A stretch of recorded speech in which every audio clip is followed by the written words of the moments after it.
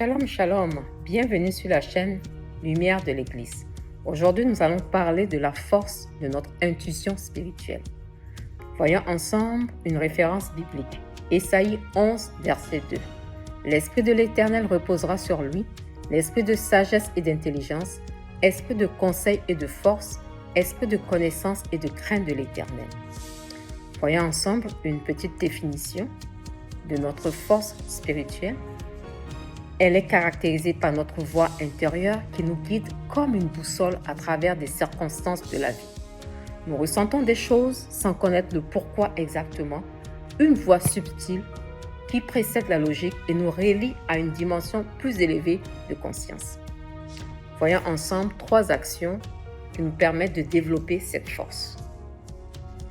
La pratique du silence et de la méditation. En effet, le calme intérieur favorise l'émergence de l'intuition. L'autre jour, on pourra également tenir un journal spirituel. Écrire ses ressentis, ses rêves et ses intuitions aide à reconnaître leur cohérence dans le temps. Également, être à l'écoute de cette voix intérieure et la tester pour voir les bénéfices. Accompagner cette exploration de prière pour valider si nous avons cette paix intérieure qui confirme cette intuition. 3 signes de validation de notre choix. Généralement, nous devons avoir une paix intérieure malgré les défis. La solution retenue doit également être en accord avec nos valeurs intérieures. Nous devons demeurer confiants et résilients dans notre choix. 3 obstacles qui peuvent bloquer cette voie.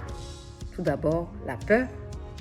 En effet, la peur paralyse notre capacité à réfléchir, à pouvoir prendre des décisions éclairées, ne prendre aucune décision sous l'effet de la peur, mais laisser plutôt descendre la pression jusqu'à ce que le calme revienne dans notre esprit par la méditation, par la contemplation de la nature ou par exemple par une promenade au parc, dans le bois, écouter de la musique de louange ou d'adoration.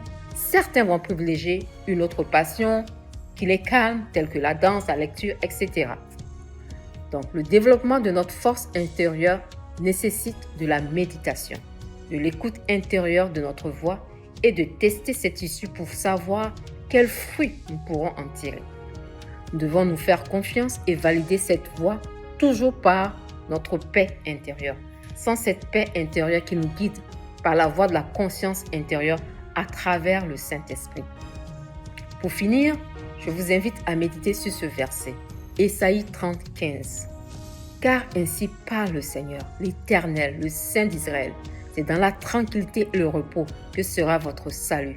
C'est dans le calme et la confiance que sera votre force. Mais vous ne l'avez pas voulu. Nous allons terminer par une courte prière.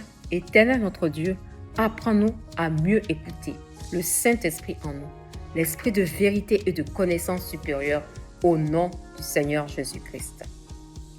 Abonnez-vous à la chaîne pour recevoir chaque nouvelle vidéo.